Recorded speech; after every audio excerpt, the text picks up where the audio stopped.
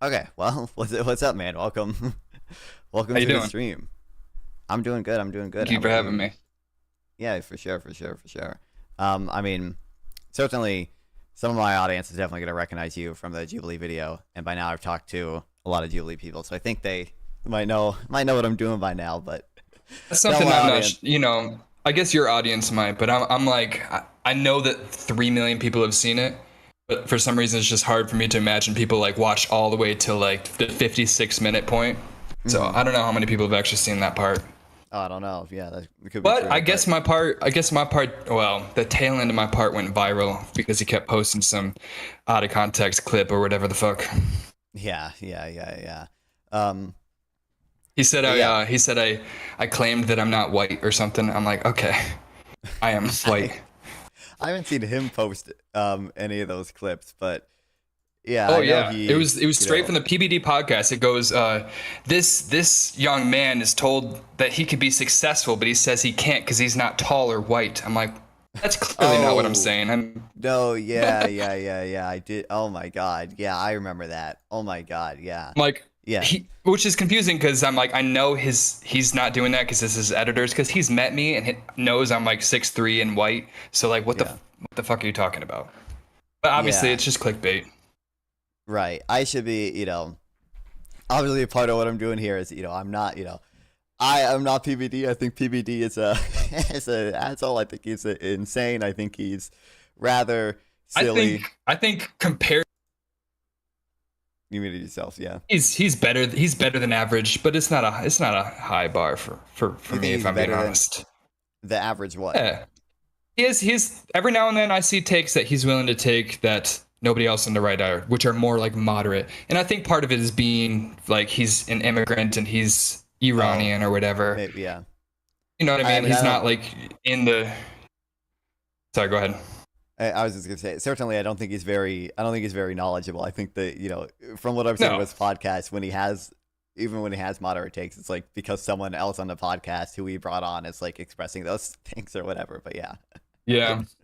He's more agreeable, generally speaking. I think he's more willing to go along with things to make a broader point to seem like he's correct. But he's I don't know. He clearly wasn't very knowledgeable, even in the episode, because I didn't feel like my side necessarily mm-hmm. won. You know what I mean? At least rhetorically, like I feel Mm-hmm. like obviously the points were correct, but his points were dog shit. Like he Yeah, didn't for win either. sure. He just like looked more confident and just said some like just kept rambling, talking about Right. how everybody could be successful because he was, you know what I I mean? mean, like one of his points was like he was defining socialism as like the percent of government spending spent on entitlement programs, and like that is just A like 100%. there's just like no one who defends that definition of socialism in the history Yeah, of anywhere ever, and that would lead you to weird places where like yeah, you could have like a 90% libertarian state, but then like the 10% of what the government does is like 100% entitlement programs. So that would be yeah. apparently a socialist system under his view, when nobody else in That was history one of has my ever. favorite parts because he was saying like, "Oh, the United States is more socialist than capitalist," but then the next step he'd be like, "The United States is the greatest country on earth." Yeah, I'm like, yeah, that "So was you're a funny too. socialist, or?" Yeah, I know. Yeah, yeah, exactly. Yeah, So yeah, I don't think yeah, PBD did a good job, but I think unfortunately, kind of the best some of his best points rhetorically were the most empty yeah, points sort of substantively. So like him offering people a job, and by job, yeah, MLM life insurance thing, right? Like yeah. that's gonna naturally kind of appeal to a lot of people who have this conservative leaning to begin with. But that's obviously Hmm. not a it's not a substantive point to just say, oh, you It think was so capitalism is transparent bad. from the start, you know. It was so Right. we all were like, really, this guy's trying to make us look like we're not willing to take like a job or something like that because he's offering us straight up. It's obviously not like good faith. It's not like he was really intending on hiring anybody. He just wanted to like dunk on them or something like that. So obviously nobody's going to take it. So it was kind of like a trap that I was actually surprised how well the left side was able to like dance around that and like expose him. Especially I didn't see that coming where he just in the second half of it exposed him for it being like a scam or a pyramid scheme kind of thing where it was the multi-level marketing scheme where he was saying how Yeah. they get paid out for everybody they hire kind of shit. So I'm like, oh, so you're trying to make a little money right now by offering these people jobs. That's a little. I know. But I thought it was funny because I know that guy Hunter or whatever, and at the little halftime point was just like, all right, quickly, let me look on his Wikipedia page and see what dirt I can find, because none of us knew who it was going to be beforehand, except technically me. Everybody who asked me who it was, I said I don't know. I literally said I think it's going to be somebody like PBD. Like 5 minutes before, then he walks in the building. I'm like, oh my god, I'm right. That was mind blowing for me. Yeah, I think you might have seen this because I know you follow me on Twitter. I talked to Hunter last night. I had a fun time talking to him. Oh, I didn't know it was last night. No. Yeah, no, he did a really good job, especially with the MLM stuff, because I didn't know about the MLM stuff until he brought it up in the video, and I was like, oh my god, like that is crazy that PBD was just offering them like a scam job essentially. Yeah.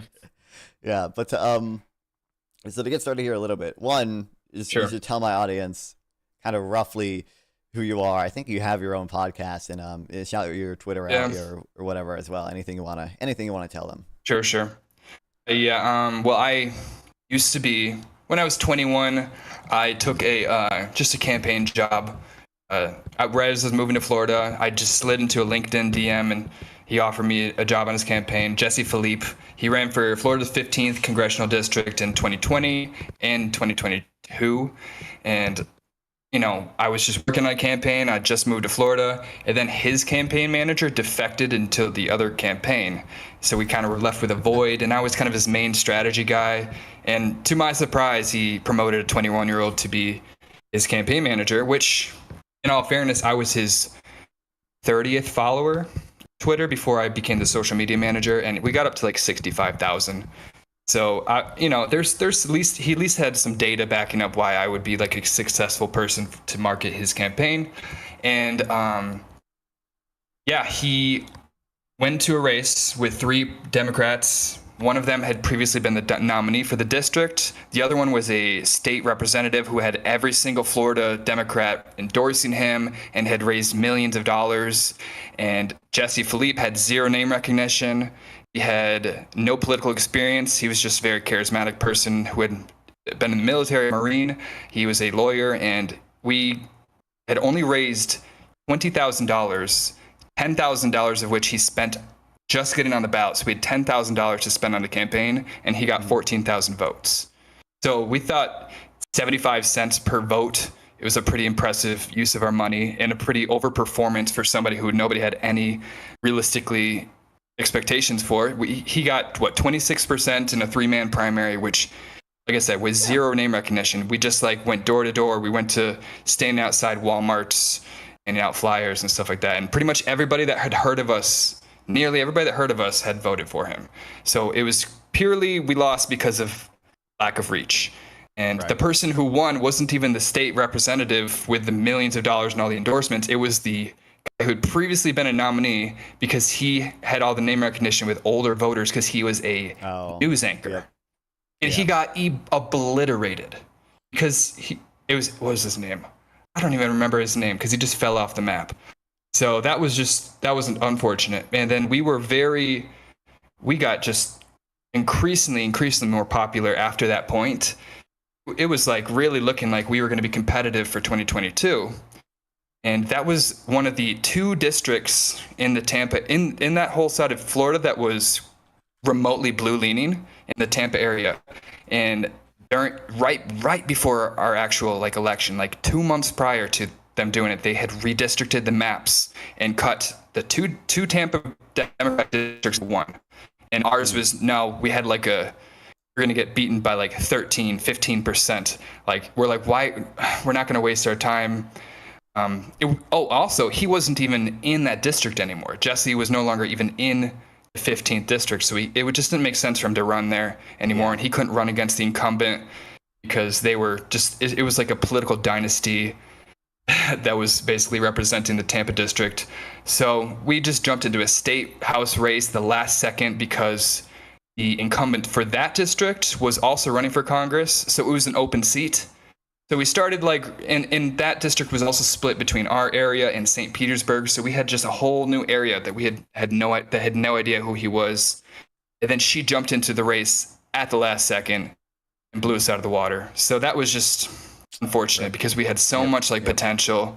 and he had such a overperformance the first time, and it all turned into like us getting like 10% in a 3-man race. And they were literally like, there was another guy who was the guy who had a little bit more votes than us in that primary, was literally the Republican running for Democratic. Like there was no chance a Republican would ever get elected. So he was literally backed by all the Republicans and had all that dark money. And they were literally stealing our yard signs and breaking them. Like they were just playing so dirty. Like it was doomed from the start. So since that point, we were super depressed for a while. We didn't know what to do. We had all this following. Didn't think we were going to run 3 cycles in a row. So we ended up just using our platform to make a podcast, and it took a while for us to get any sort of traction. We still don't have the subscriber counts that we like, but we debated some really prominent guests that I'm pretty proud of. We had a conversation with Scott Santens, who was an Andrew Yang guy. Me and Jesse were both Andrew Yang guys back in 2020. We debated the Mike Termott twice now. Well, one of them was less of a debate. It was the most recent time we talked to him. It was actually pretty friendly and cordial. We actually agreed on a lot more than we disagreed. But he was the vice presidential nominee for the Libertarian Party, if you guys are unfamiliar. And we talked to Matt McManus, who's doing the rounds right now. He's a really prominent writer now. He's basically the only person who represented the ideology of liberal socialism. He is a professor at the University of Michigan, incredibly smart man. I thought that was a really good conversation. There's a bunch of good people we've had on that. Had we had more, people see our channel, we would have gotten a lot more views. But so we're still working on growing our podcast. It's difficult because he is a full-time lawyer and he owns his own firm, and it's really hard to manage our schedules. We're just very busy people, so it's been hard to stream recently. But this has kind of been like a second win for us, even though we haven't fully taken advantage of it yet. Like me being on a Jubilee, getting a lot of negative attention, honestly, from like the conservatives. But any attention is good attention, in my opinion. Yeah.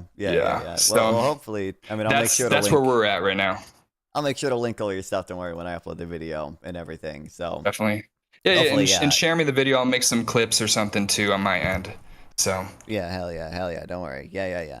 So I guess it's interesting. Like you said, you were both Andrew Yang guys back in 2020 or whatever. Yeah. I guess I'm curious. We liked Yang and Elizabeth Warren. Okay. So we were kind of like pragmatic, progressive. We like UBI. I'm more pushing it on Jesse, but he likes it. Land value tax, like it's more like niche online economic things that maybe not the mainstream Democratic Party has fully adopted yet.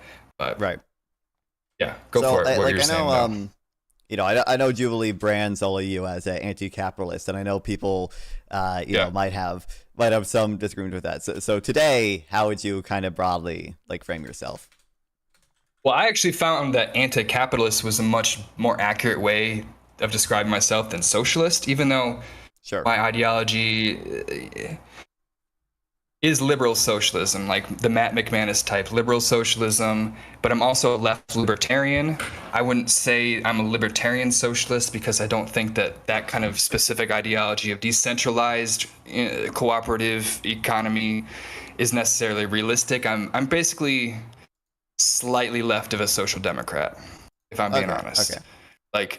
It's a little bit in between, because I believe in markets.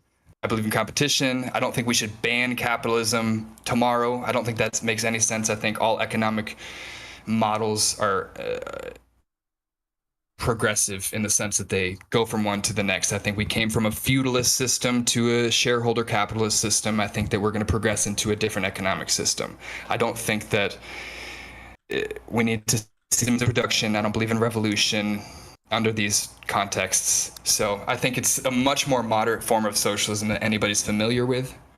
Of course. So yeah. I feel like I was the most moderate person in the Jubilee video.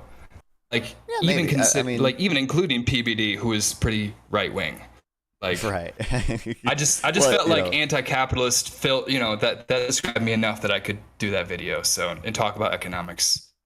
Well, hell yeah, hell yeah. Okay, well that's good. So I guess kind of broadly, you say like this is a much more moderate type of socialism.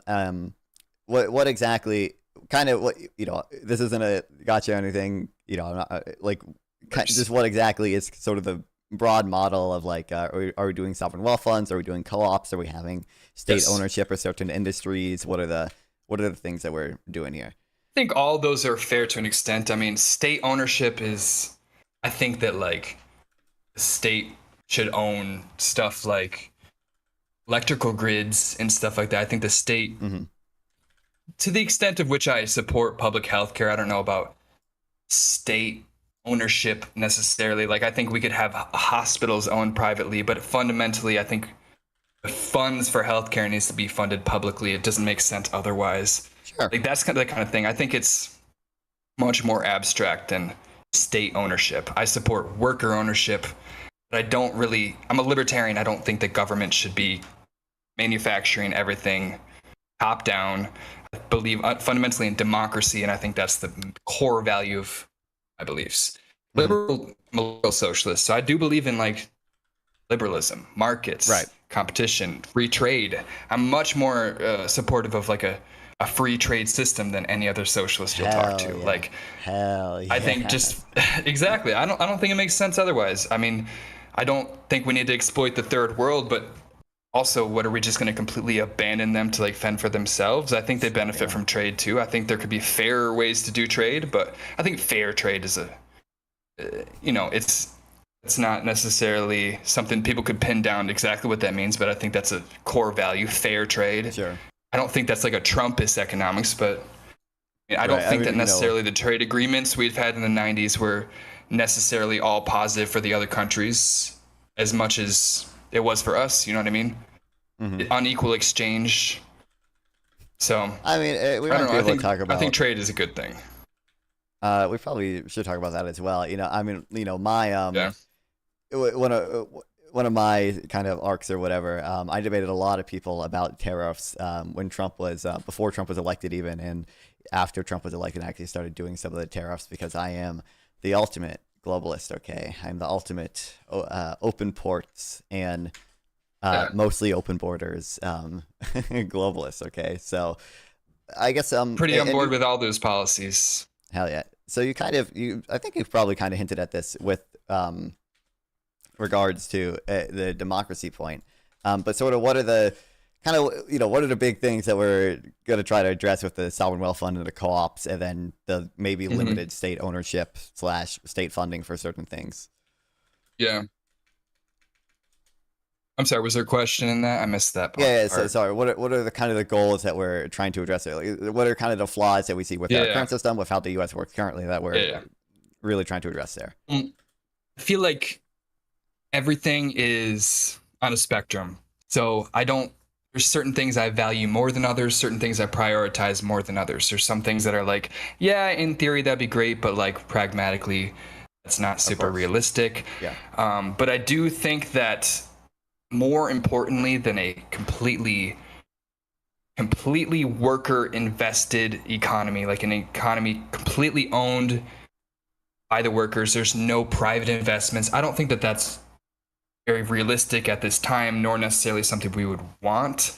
I think more importantly is that we want an economy not completely held and concentrated, controlled by the bourgeoisie, the investor class, not even just people that are like middle class investors. I'm talking about the people that own BlackRock, people that own giant corporations, conglomerates, disproportionate amounts of power held in small circles. I think that's a bigger problem, because I don't think that anybody should have more political power in a society than another person. I think that that's the key point of democracy, is we're a society held and controlled by the people from bottom up, not top down. And I think that that's something liberals would agree with. They don't want to centralize government. They don't want centralized ownership necessarily.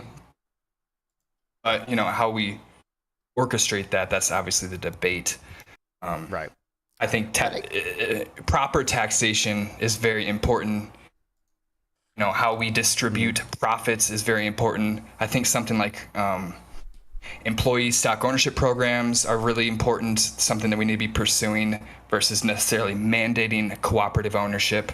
I think it's more something we need to be pushing versus mandating. I think not disincentivizing, but no longer subsidizing capitalist ownerships, like farmer subsidies necessarily, or subsidizing big pharma. All these sort of things are things that we are actively doing to support capitalist ownership. The government capitalism exists because the government finds property rights in a certain way. And that is, I think that that's an almost anarchist perspective where they think that all capitalism is propped up specifically by the government, and had the government not been there, we would just naturally fall into a cooperative ownership society. There's some aspects of anarchism I find interesting. Other ones I find very unrealistic. So I'm more ideologically anarchist than pragmatically. But I think there's a lot to discuss and think about with that sort of stuff. But fundamentally, we're so far behind the kind of worldview that I would want to implement that everything is on a sliding scale. You need to start and focus on even getting to a liberal economy before you can talk about getting to a socialist economy. We're not even in that point. We're still super conservative as a society. So I think everything happens on a sliding scale, like I said. Right. So there'd be a couple things by now that we've mentioned, but I just wanted to kind of get the broad overview there. So I think sort of fundamentally, we might not totally disagree on this point, because you're relatively moderate. I'm gonna generally almost always favor sort of redistributive policies compared to these predistributive policies, and so things sovereign wealth funds. I didn't hear the difference between those two words. You said redistributive, and then you said what, predistributive? Predistributive, right? So worker co-ops, for example, are an example of a predistributive policy. And now I know you're not necessarily mandating worker co-ops or anything. But when we have these type of programs, at this point, what? Sorry, go ahead. I said at least at this point, if we're talking about 250 years from now, maybe that's something that would be realistic. But it's absolutely nonsensical to think that in a global capitalist system that you can mandate, purely public ownership of the means of production. It's are you going to kick out all the people with money? Are you going to seize their assets? I don't think that's very positive towards freedom. So I think you don't punish people for existing under the rules that they that they followed. They followed the rules of their society. It's not like you need to punish them for that necessarily, unless you manipulate laws against the rest of the country. You know what I mean? I think that's what I mean by the difference between just a capitalist and the bourgeois. Somebody like Elon Musk is not necessarily the same as a small business owner. Right. Those are two different animals altogether. I think so I think kind of the general point is just going to be a lot of these sort of pre-distributive frameworks that more anti-capitalist people advocate for. And even to some extent, liberals, with their to the extent that they just support co-op or state ownership or unions or hardcore support unions. I don't think unions are particularly bad to support in some senses, or even employee stock ownership. You're typically going to see the people you're targeting with these programs are workers, and I think it can be good to help workers sometimes, but also a lot of the issues that we want to address, that I want to address at least with sort of state intervention, is getting people out of poverty, and a lot of people in poverty are not workers, right? So with a redistributive policy, with a program that gives welfare benefits to people, the state can try to target a wider range of people, right? We can target elderly people, children, students, anyone, a lot of people who aren't working, who are in poverty.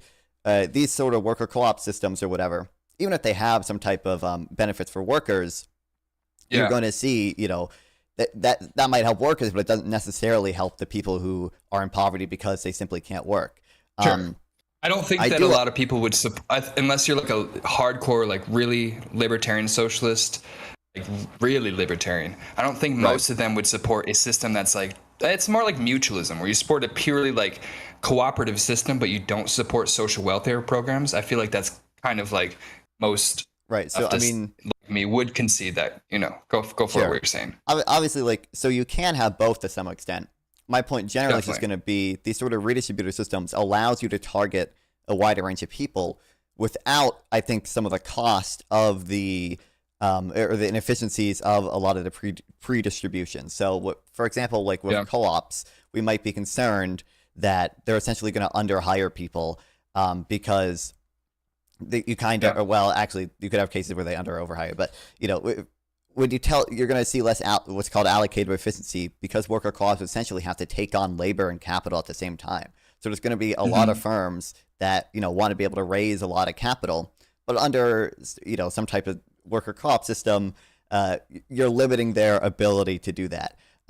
Because you're not. That's why I'm more critical of a lot of socialist perspectives on this issue, because I Sure. am more libertarian. I do think that it needs to be a more decentralized form of system. It's not like every model is going to fit everybody. I don't think everybody could be in a co-op necessarily. Like, right. Not every sort of facet of the economy would work efficiently in that way, but I think a lot of them would.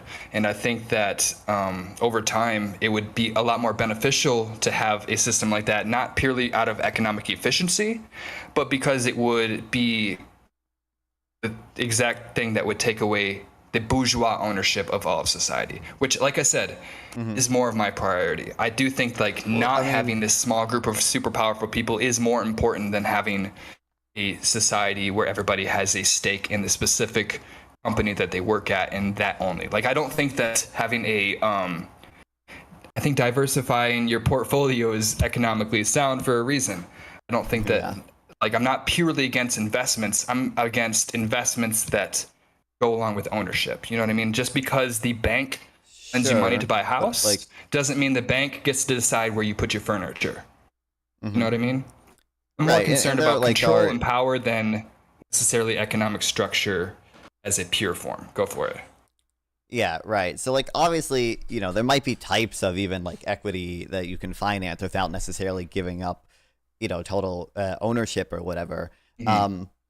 I do think I do want to get to. I do think there are still problems with that. Even if you don't give workers ownership of a firm, actually giving workers more power within a firm still can have negative effects with regards to sort of brain drain. And I'll get that in a second. But giving people in a political system democracy, giving dumb people the right to vote is not necessarily always beneficial. But from a moral perspective, are you going to deprive them of that because you think that less people deciding what's good for the society is better? I think that that's immoral inherently, even if it has negative consequences.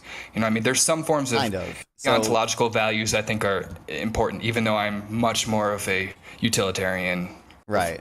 Go for it. The way I would approach that is, I think I am a total utilitarian. Okay, I'm a total hedonic, evil utilitarian. All right, is somebody that's totally utilitarian, doesn't that make them deontological though? Right? Real. Isn't that?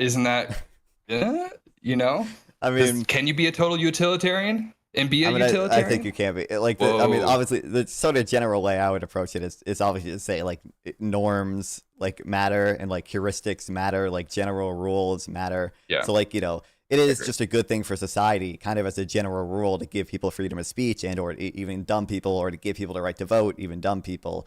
Even if there might be certain individual cases where this dumb person voting is going to have a negative effect or whatever.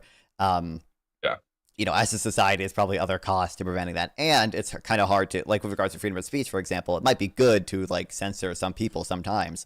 But, do we trust the government to appropriately handle that is a question that you have to deal with. And therefore, it can still be good to, give people freedom of speech as a rule, essentially. I agree. Even if the freedom of speech sort of intrinsically is not the thing that matters. But I guess... going back to... I also think it's important... I'm sorry. I also think it's important to note that in my kind of model, it's not like a society where everybody has an equal say. It's that they all have a say, and that's fundamentally derived from the workers. I don't think that we have to have a society without leadership. I just think that the leadership, in a specific corporation, should be to serve the workers, not the investors that hire them. You know what I mean? There's an inherent contradictory value system when the owners hire people that will only cater to their interests. that's dialectical materialism fundamentally, is that Sure. the owners benefit most by paying the workers the least and by raising the prices the most, and the workers and consumers benefit the most by the cheapest prices and the highest wages. Those are inherently contradictory values. One side has a freedom, the other side has a freedom. Not everybody can have equal freedom. I don't have the freedom to kill you, even though you would have to use government to stop me from killing. You know what I mean? I think fundamentally a completely pure free system doesn't exist and can't exist because there's inherently contradictory. So Go for what you're saying. Yeah, certainly. I do. I will. I do want to address that briefly. I do think it is relevant that like earlier, a little bit earlier, like you mentioned, like like diversification is important for a reason and everything. And I do want to mention, I do think that there are concerns when it comes to having workers either buy in or sort of be invested in their firm, especially to whatever extent we sort of artificially subsidize that and or like mandate it. For one, if you tell workers they essentially have to buy into firms and like sell their shares or whatever when they leave, in order to make sure the workers are the ones with a say in the company, you're going to see sort of the transaction cost of hiring and firing go up, right? So you're going to see less people get jobs and less people lose their job. That's just overall probably going to lead to higher unemployment. It's just going to take longer for people to find a job overall, and lower job mobility. People are going to switch jobs less often, and those are going to have kind of broad effects, on the economy. We're going to just see labor be more inefficiently allocated overall. It's not going to be where consumers demand it. It's not going to be where sort of the most productive, employment is, right? It's going to be. This is again why I don't think a purely cooperative system at this point makes any sense whatsoever. Like, even in the most positive charitable view of that system, would need vast numbers of or vastly less wealth inequality, because obviously I think a poor worker, somebody that doesn't have a lot of money in the first place, would not be able to have the assets to invest in a company. Therefore, they would be unhireable. I also don't think, like I said, that every single industry needs to be cooperatively owned.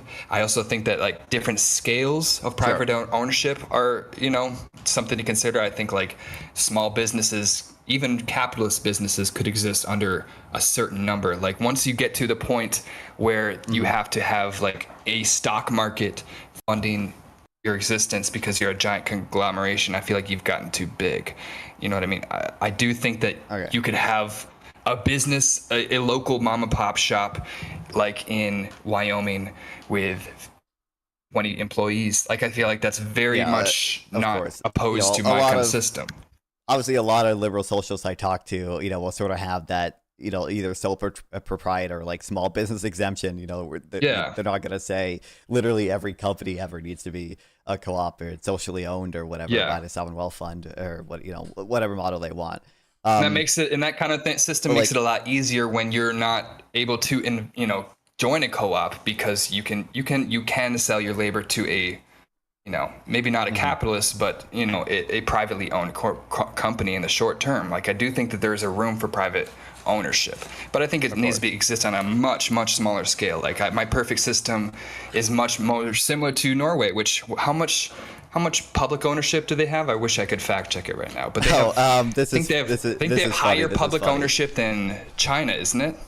Kind of. So public ownership or what exactly? So the of the wealth, about 2/3 of the wealth in Norway is socially owned.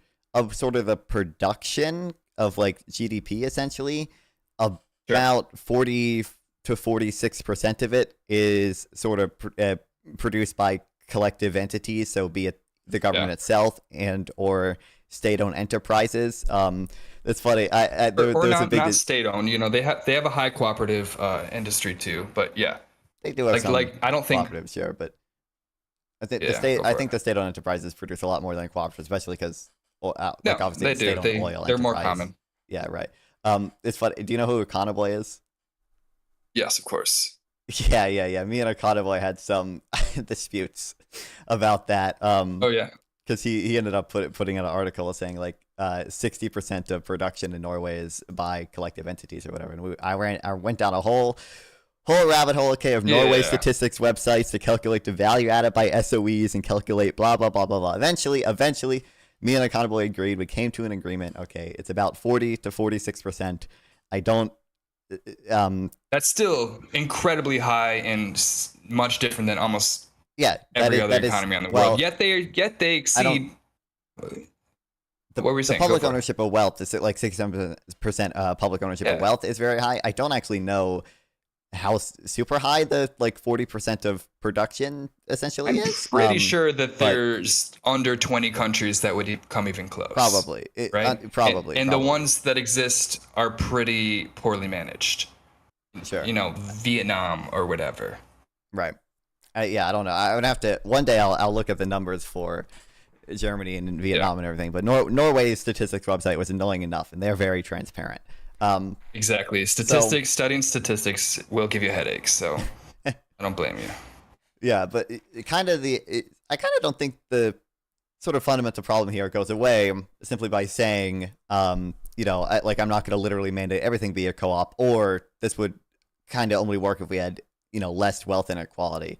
I think the fundamental point here is that insofar as co-ops are a thing, insofar as co-ops are like what I would say sort of artificially, in the sense that we're deviating from the natural market outcome, outcome, insofar as we incentivize co-ops, and we're essentially going to see this type of transaction costs go up, right?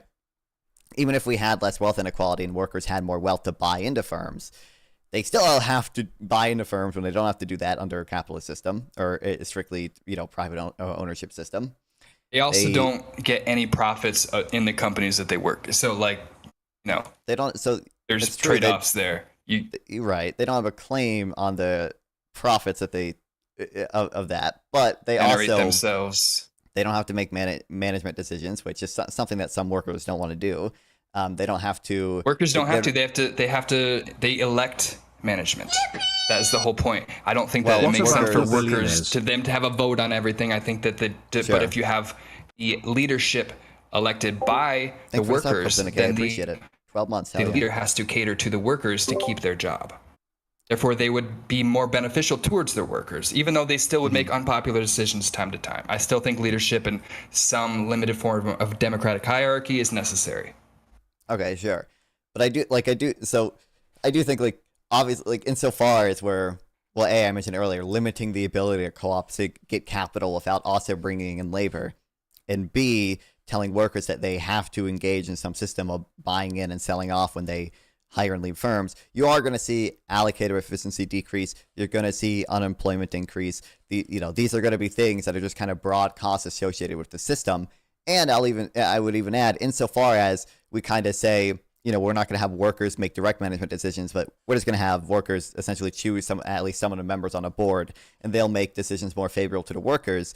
There are trade-offs to that as well, even. So there's evidence from both worker co-ops and from unions that when you sort of have a more compressed wage schedule, right? When we are saying essentially we're going to take a little bit more from the higher earning workers and give it to the lower earning workers to have this sort of compressed wage schedule.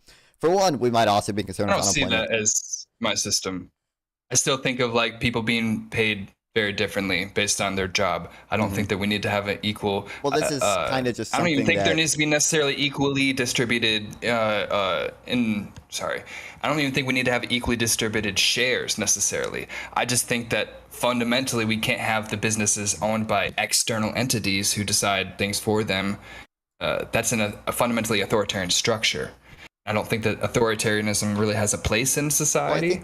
Well, I think the relevant thing is that, first of all, in an ideal world, workers have a variety of options as to where to work. So if they don't like the sort of decisions being made by investors or whatever, they are free to get to get another job elsewhere. Obviously, in the real world, there might be some kind of caveats to that, but I think generally you do see labor markets are somewhat competitive, and two, there are just sort of broader benefits from allowing companies to take on outside capital, so that they can do productive investments, so that the companies with the most productive investments on the margin are the ones receiving that capital, right? And that is not only going to benefit, presumably that's going to actually benefit workers as well, because it's going to increase their productivity, and that's tied to their wages. Yeah. Their wages are going to be bid up when their productivity increases, and sort of, the rest of society is presumably going to benefit insofar as the investments are good for society, and insofar as consumers sort of demand whatever investment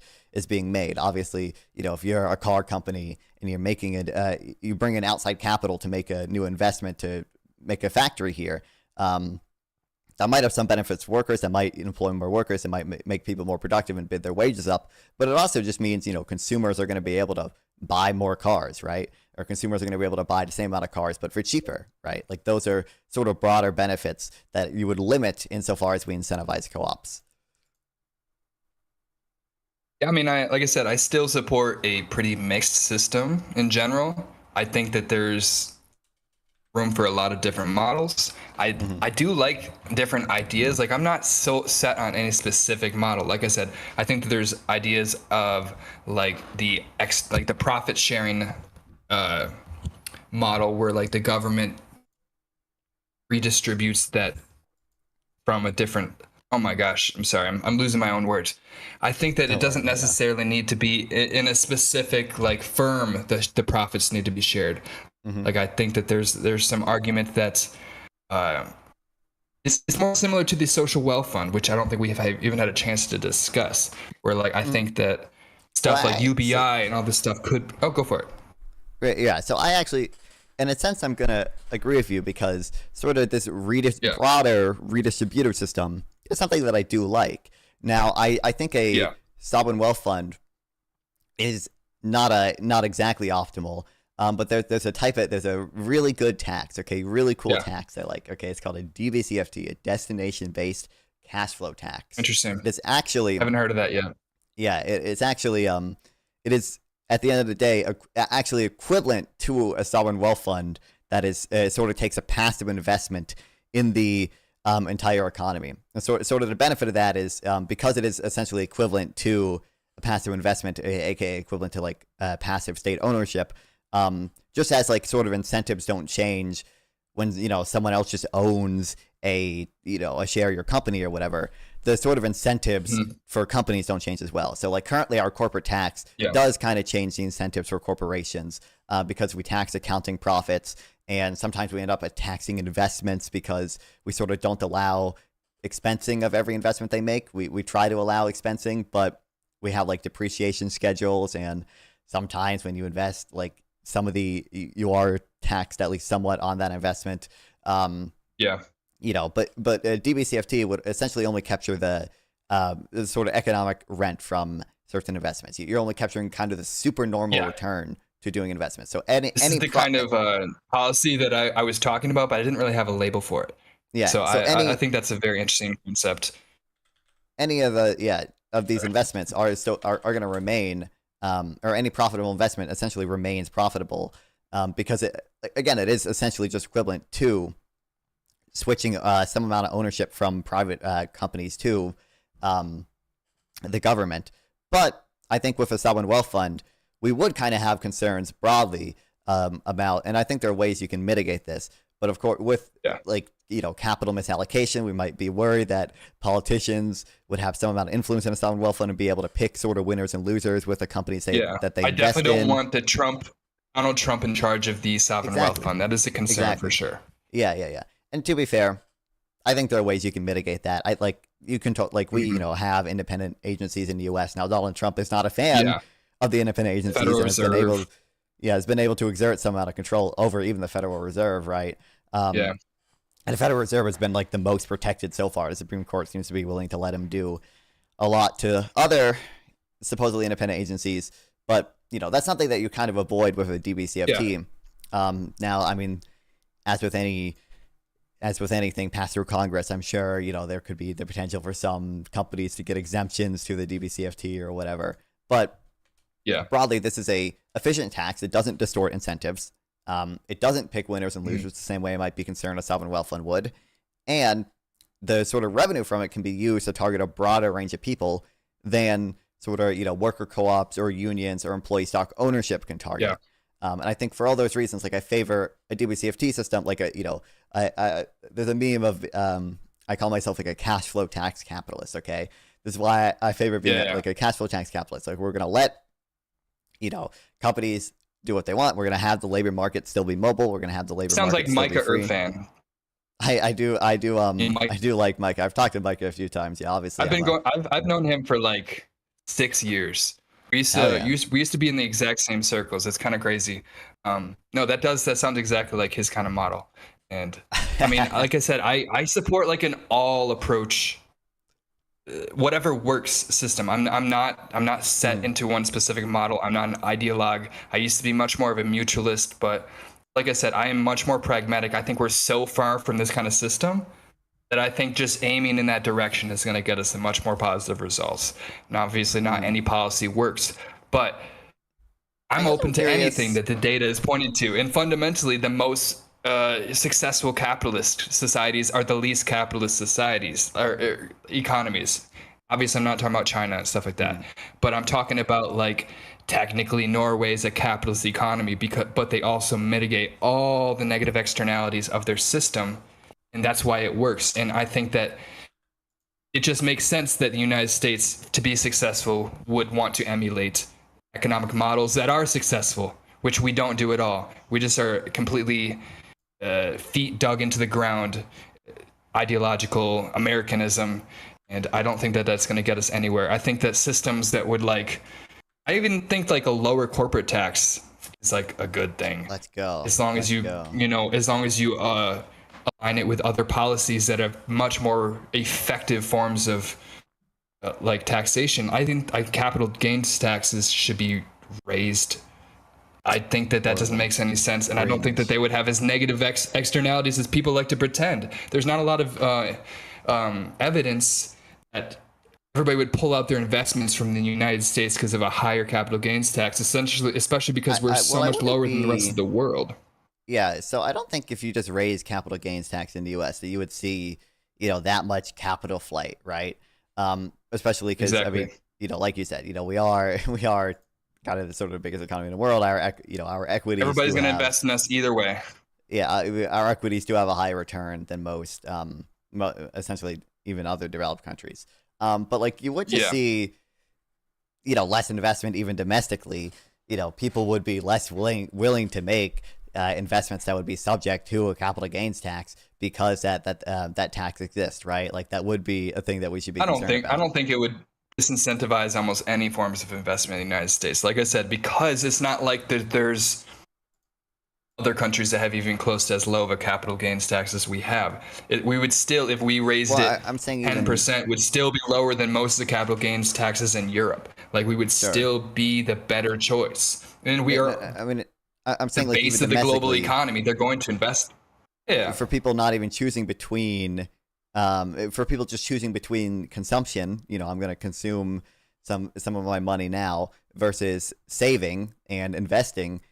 Sort of having a capital gains tax, reducing the after-tax return to any savings or investment I make will reduce even domestically the amount of people who are saving and investing, or the amount that they save and invest on the margin. Well, I also think you could do it in a progressive way, because I think fundamentally the problem is people making massive profits off of massive buying and selling of stocks. Like the top level, those people will make more profit than any other form of profit, and they do it by passive income. They don't make their money. They're not getting taxed on their labor. They're getting sure. Sorry, I'm losing my words. But I think you understand what I'm saying. At a fundamental level, like we are valuing non-labor higher than labor, and I don't think that that's fair to the people who work. It's kind of I don't know. I feel weird when people say stuff like that. So like, value is a weird word. Like value is kind of a vague term to me. I think kind of the relevant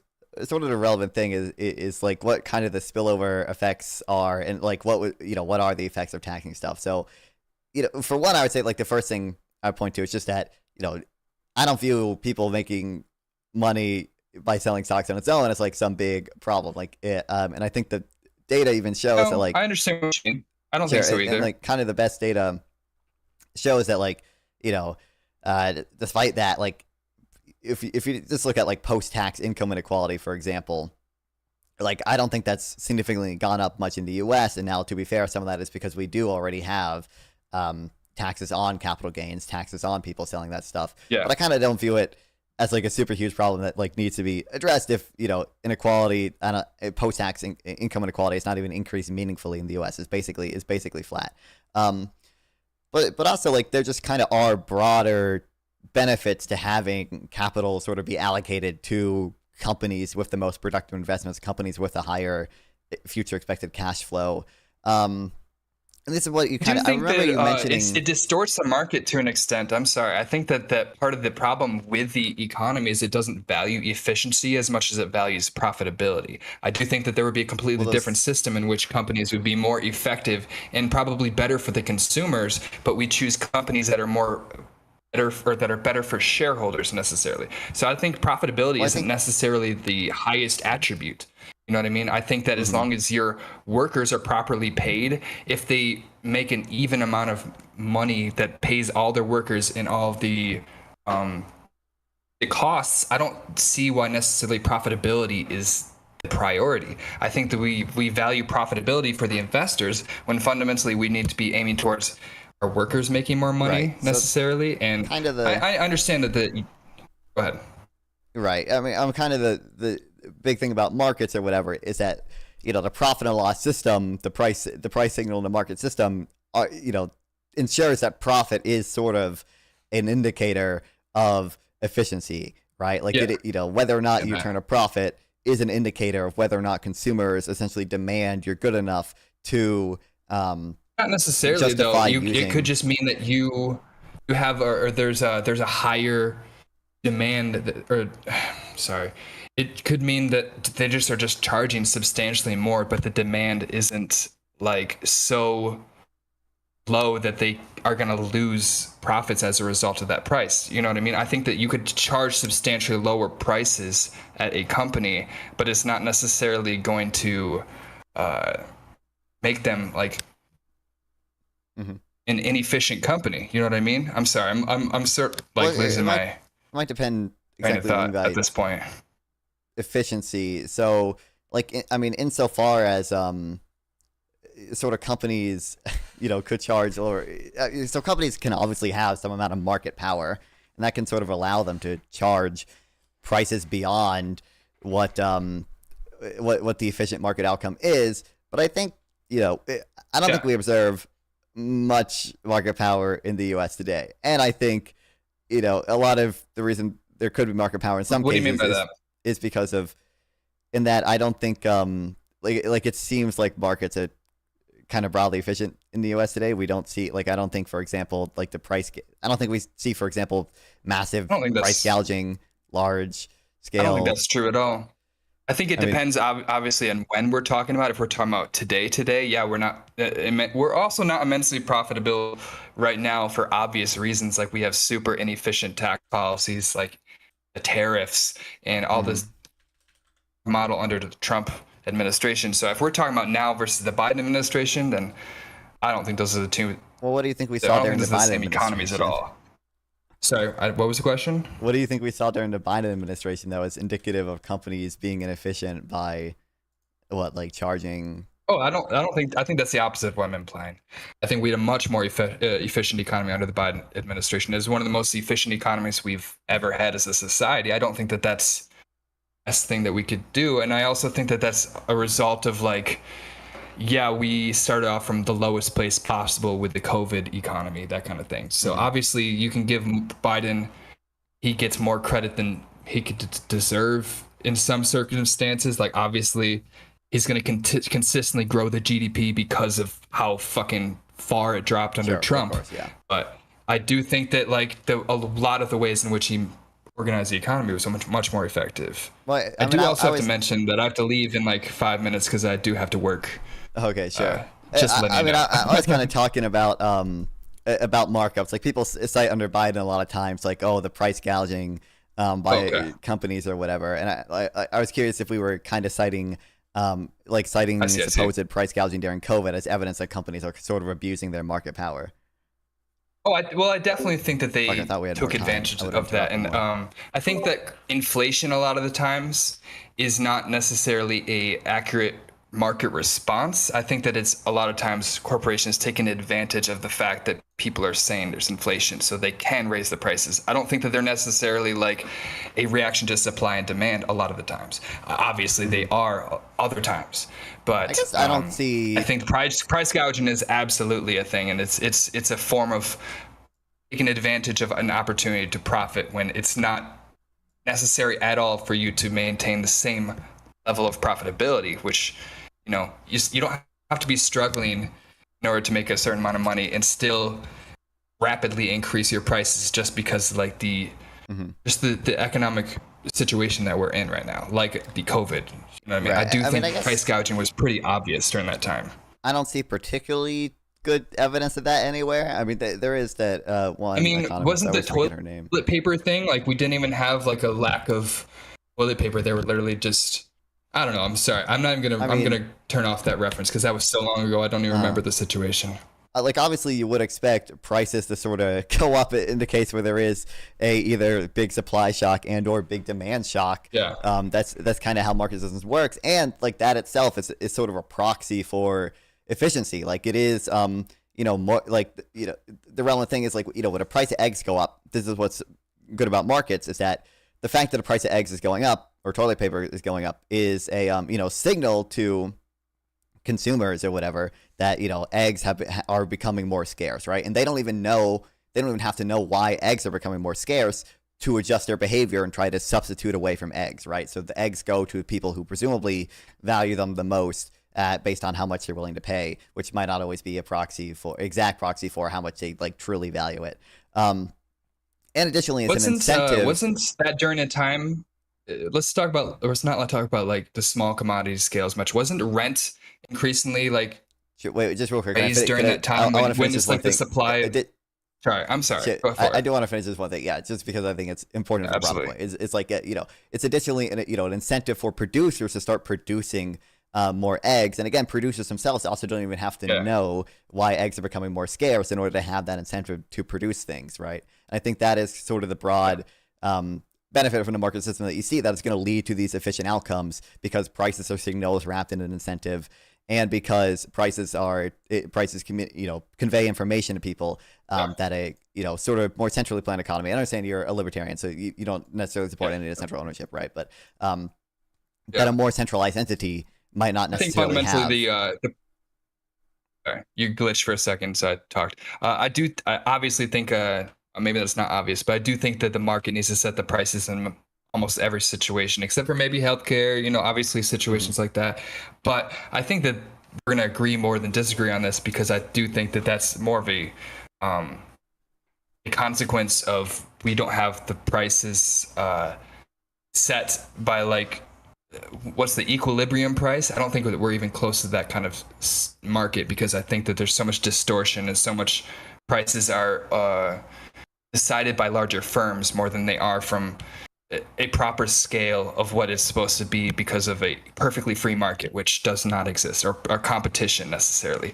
I don't think that that is what's determining our prices in the first place because we have a very distorted market to begin with. We don't have like perfect competition. We have so many subsidies, Mhm.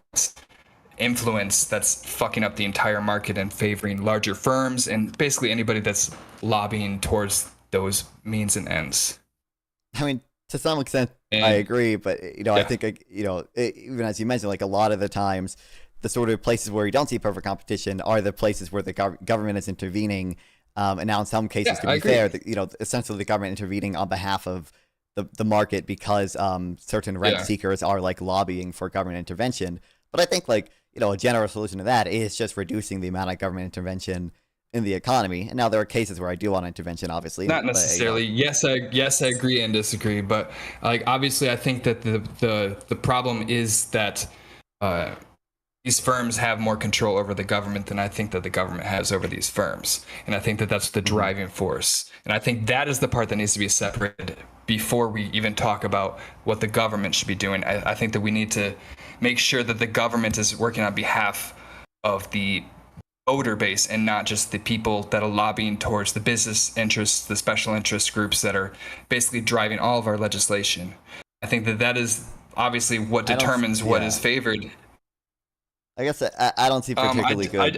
We do have to wrap this up pretty soon, though. Yeah. I want to be respectful of time. I'll just say, like, I don't see particularly good evidence of that. I can send you like some studies I have that just find like corporate lobbying probably doesn't have like that big of an effect, and I think there's actually evidence that things like Citizens United, to the extent that they led to increased lobbying, actually led to pro-growth lobbying. So like we saw like workers' income and sort of GDP go up because of the type of lobbying that they did to get rid of certain regulations. But I do want to be respectful of your time, so make sure to shout yourself out, tell people where they can find you, and any closing thoughts you have you can say as well.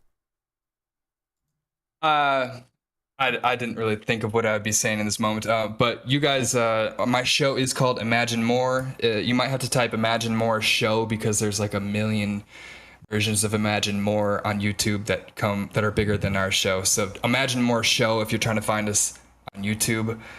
My name's Seth Gafila, Kafila. Follow Jesse. If you find our Twitter, all this stuff is pretty linked together. I think we should talk again when I have more time too. I feel like we have a lot more of a conversation. Plus, I haven't honestly talked or thought about politics that much in the last year compared to the previous 5 years. I've been a very busy person, so I feel like I didn't have a lot of my surface level information ready at hand that I would have sounded a lot better. But like I said, I didn't have any statistics to cite or anything like that, but we could definitely start talking about more specific stuff like that. I wanted to discuss more broader models, like people just associate socialism with government ownership when that's about as far from my views as it can be as a socialist. So I feel like that being represented was my goal today. But I definitely think that we should talk more specifics, because I think that we would fundamentally agree much more than disagree, because I fundamentally value pragmatic policy more than deontological values. I think that it's a little this and a little that, but whatever works more efficiently for the workers is probably what's going to be better for all of us. Whether or not there's forms of private ownership or public ownership, or social ownership or state ownership, all these different things are just means to an end. And the end is what we've been talking about and advocating for this whole time. Not necessarily we need the government to do this and that. We need a certain society that we're aiming towards, one that's more equal and free and fair for everybody. I think that the whole left believes in equality thing is misrepresented, because we're talking about equal access to freedom, which I don't think that we have. I believe in freedom as my main value, and I don't think that we have equal freedom. That's what the whole problem with hierarchies is, that people have different levels of freedom. And I think not lowering, I don't think that somebody who's successful needs to be punished, but I think that the ultra powerful people need to have their freedom limited, because their freedom takes away from the freedom of the people that don't have it. So I think that there's a lot of policy that follows those values, and that's something that, we're super far from, but it needs to be discussed once we get to that point. Sure. Well, yeah, like I said, check out our channel. I'm going to try to stream more often. We could talk. I definitely found this conversation interesting. Made me think about politics in a way I haven't in literally a year and a half. Ever since Trump got elected, I'm like, fuck this, dude. I don't even want to think about economics or whatever. I've just been working, trying to make my living. I used to be super, super niche into statistics and economics and all that stuff. And it's something I'd like to get back into. Well, yeah, certainly. I'm sure we'll talk more. Check out our channel. Definitely. Yeah, we'd love to talk more. I might try to organize something even with some other Jubilee people as well, and have a I'd love to talk to them again. That would be great. With multiple of them. Yeah. So for sure. Yeah, appreciate you coming on. Sure, we'll see each other again. I'll make sure to reach out again at some point too. But I'll see you around. Appreciate it. I appreciate you. What's your name again? I'm sorry. My real name or my internet name?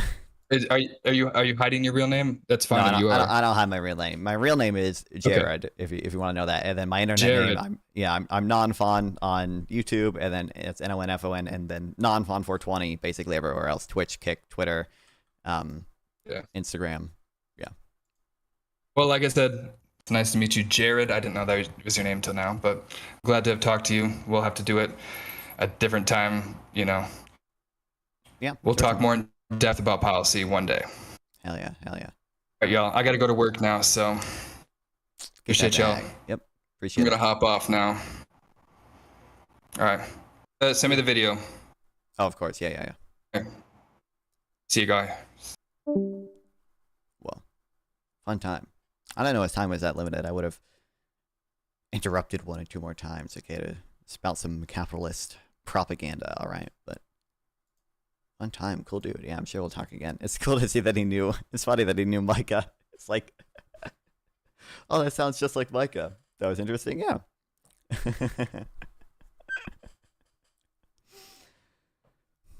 That sounds like, yeah, Micah Irfan's worldview. And he knew a convoy, of course. So that was cool. That was interesting. If all minimum wages in the U.S. were abolished, what would happen? I don't know. I don't think that'd be that consequential. I don't know kind of what, or like how distortive the minimum wage is in most places.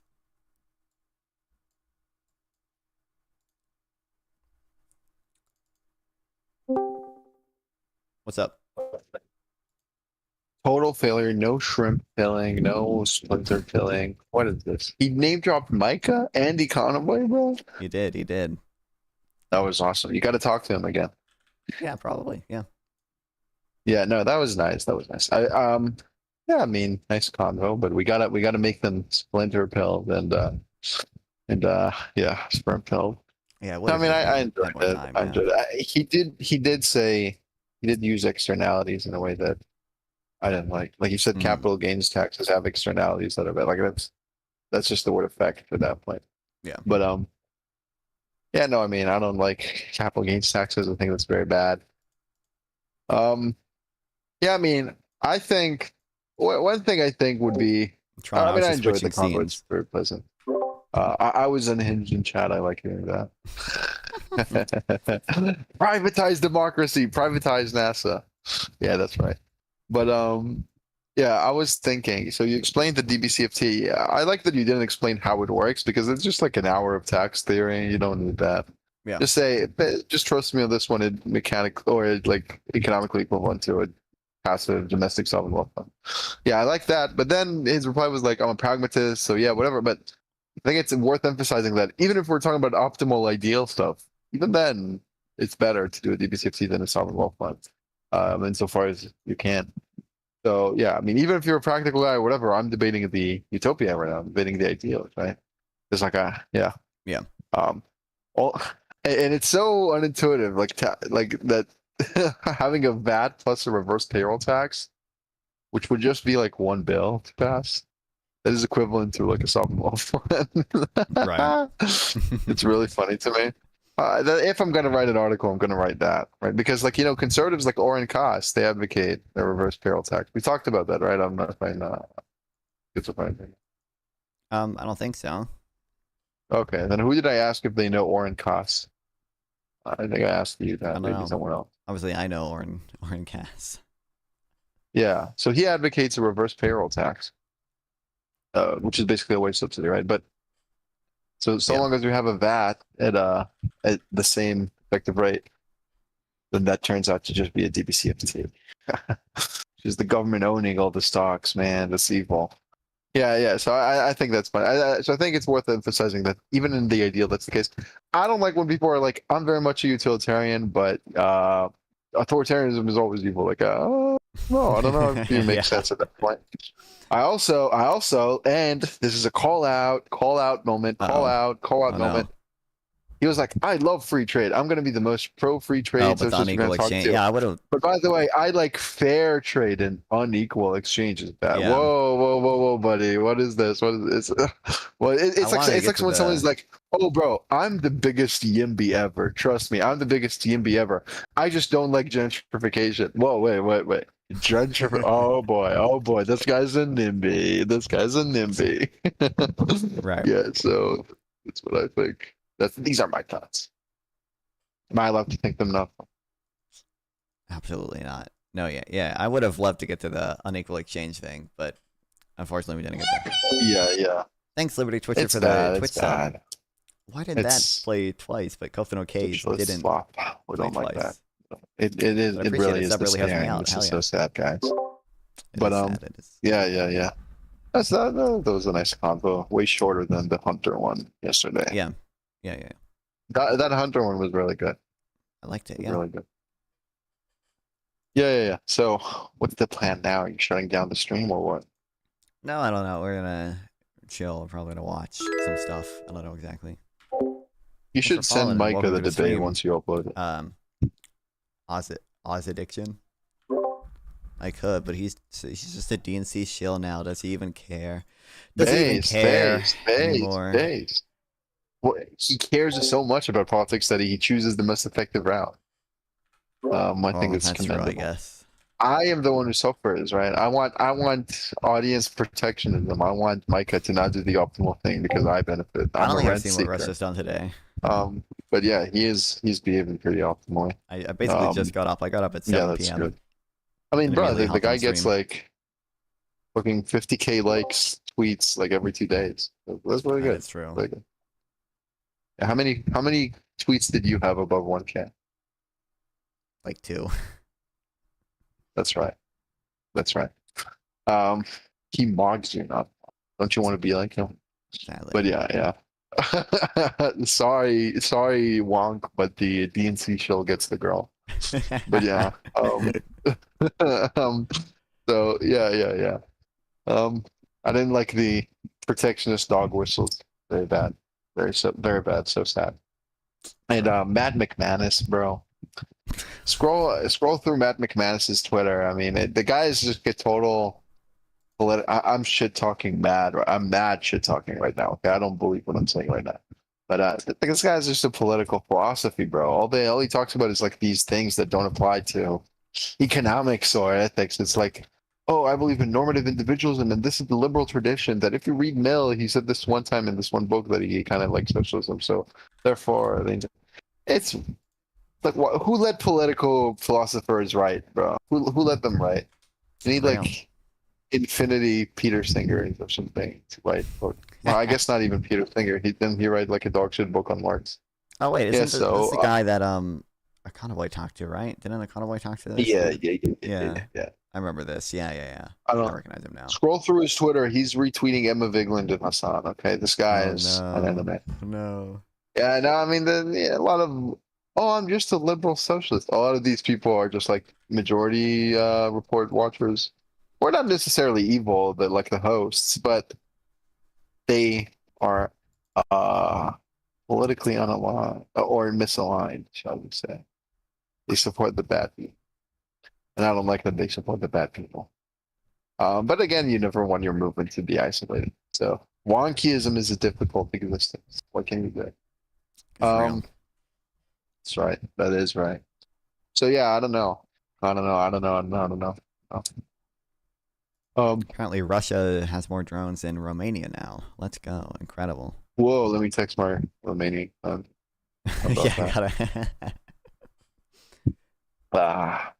We love NATO, bro. Why is NATO doing nothing? I don't know, but at some point NATO should do something. Yeah. But yeah. Yeah. So yeah, I don't know. I don't know anything else. It's weird that you didn't milk any Charlie Kirk content. That's really weird. I think I might a little bit. I mean, I did kind of. Well, I uploaded one video about it because I had a discussion with one dude. Oh. I might watch the Piers Morgan thing on it just to milk it a little bit, but I don't even know. Destiny, I heard, is going to be on Monday morning. Yeah.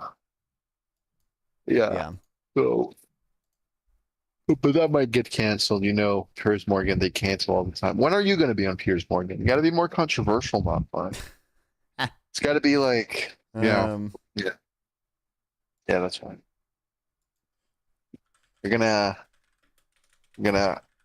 do a hit on the sovereign wealth fund manager of Norway. It's gonna be so bad, and then Piers Morgan is gonna cover it. It's gonna be so bad.